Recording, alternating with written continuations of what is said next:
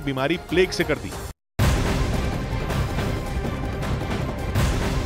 और इस वक्त की बहुत बड़ी खबर आ रही है, कनाडा में 20 से ज्यादा खालिस्तानी और गैंगस्टर्स छिपे हुए हैं, जिसे लेकर एनआईए और देश की दूसरी एजेंसियों ने कई बार कनाडा को इसकी जानकारी भी दी है। तो बड़ी खबर आपको बता दें, लगातार एनआईए की तरफ से खालिस्तानी आतंकियों पर शिकंजा कसा जा रहा है, लेकिन इस बीच ये बड़ी खबर निकल कर आ रही है, कनाडा में 20 से ज्यादा खालिस्तानी और गैंगस्टर्स छिपे हुए हैं, जिसे लेकर एनआईए और देश की दूसरी एजेंसियों ने कई बार कनाडा को इसकी जानकारी दी है, लेकिन कार्रवाई अब तक नहीं हुई है।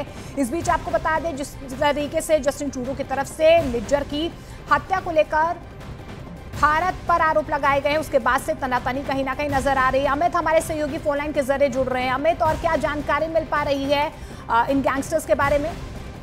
देखिए, पिछले 2 सालों में खालिस्तानी अलगाववादी, आतंकवादी और इसके अलावा गैंगस्टर जो कि कनाडा की धरती पर पनप रहे हैं, लगातार अपनी गतिविधियों से भारत के हितों को नुकसान पहुंचा रहे हैं।